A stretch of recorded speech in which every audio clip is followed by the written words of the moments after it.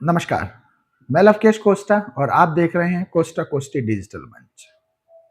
YouTube के video का thumbnail तो आपने देख ही लिया होगा और आज इस थंबनेल में जो थंबनेल हमने बनाया है, उसके विषय पर ही बात करेंगे। यानी कोस्टा कोस्टी जाति को क्या कभी छुआ-छूत का सामना करना पड़ा?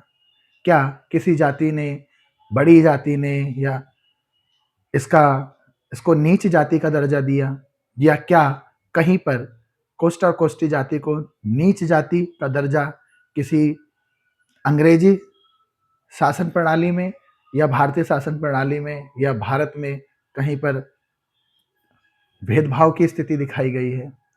तो इन्हीं जानकारी को आपके साथ साझा करने का प्रयास करेंगे और आपको जानकारी देने का भी प्रयास करेंगे।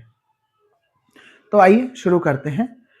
मेरा आपसे बस एक ही निवेदन है कि ये समाज के लिए है, ये जानकारी बहुत ज़रूरी है, तो ज़्यादा से ज़्यादा आप लोगों तक इस वीडियो को शेयर करें, इस चैनल को शेयर करें और खुद और दूसरों को भी इस चैनल को सब्सक्राइब करने को कहें समाज के लोगों को, ताकि समाज अपनी जाति और समाज से जुड़ा रहे, उसको उसकी जानकारी रहे। तो चलिए शुरू करते हैं बिना देर करे हुए। देखिए, अगर हम कोस्टा कोस्टी के छोटे से इतिहास के बारे में बात करें तो वैदिक काल, जिसे ऋग ऋग्वेद से जिसे जोड़ा जाता है, ठीक है। ऋग्वेद की बात करते हैं तो हम सीधे वैदिक काल की बात करते हैं, या यूं कहो कि उसका अन्य नाम भी वैदिक काल है। तो वैदिक काल में या ऋग्वेद में कपड़ों से जुड़े काम करने वाले लोगों को तंतु, तंतुवाय, तंतुकार, कोशेकार, रजक और रंगरेज आदि नामों से पुकारा गया। अब बात आती है, क्या इनके साथ कभी नीचा या ऊंची जाति का दर्जे का सामना करना पड़ा? तो पहली बात तो हमें यह समझना होगा कि ऋग्वेद काल में या वैदिक काल में कभी भी किसी जाति के बारे में आपको वर्ण नहीं मिलता, ना ही जाति व्यवस्था ऋग्वेद में या वैदिक काल में उपस्थित थी। लेकिन हाँ, वर्ण व्यवस्था का जो है हमें मिलता है प्रमाण कि वहां पर वर्ण व्यवस्था थी, और वर्ण व्यवस्था में सिर्फ 4 ही वर्ण थे, जिसे ब्राह्मण, क्षत्रिय, वैश्य और शूद्र का नाम दिया गया। यहां पर हम आपको यह भी बता दें साथ ही साथ कि कोस्टा और कोस्टी जाति वैश्य वर्ण में आती है। हाँ, कुछ लोग शूद्र भी कहते हैं, तो उसका हम आगे जिक्र करेंगे कि आखिर ऐसा क्या कारण है कि कुछ लोग इसे वैश्य और शूद्र दोनों ही वर्णों में कहते हैं।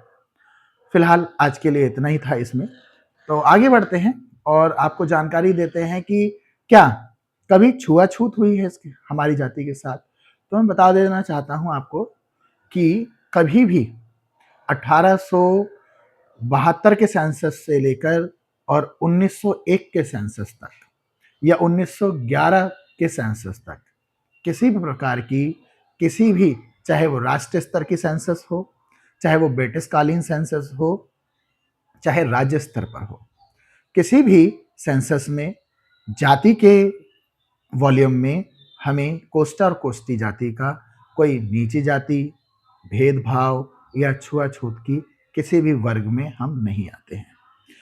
और अगर हम बात करें इस सेंसस से पहले की, यानी वैदिक काल, मौर्य काल, शुक वंश, है ना, महाजनपद काल या आदि बाद के कालों की, तो हम पाएंगे कि यहाँ पर कपड़ों से जुड़े काम करने वालों के, और खासकर हम लोगों को क्या कहा जाता है? कोशेकार।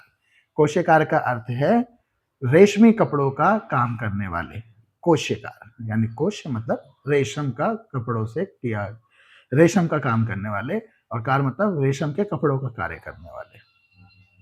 तो जितने भी लोग कोशेकार थे, उन सभी को समाज और राजाओं के द्वारा बहुत ही सम्मान, मर्यादा और आदर्श समाज का दर्जा प्राप्त था।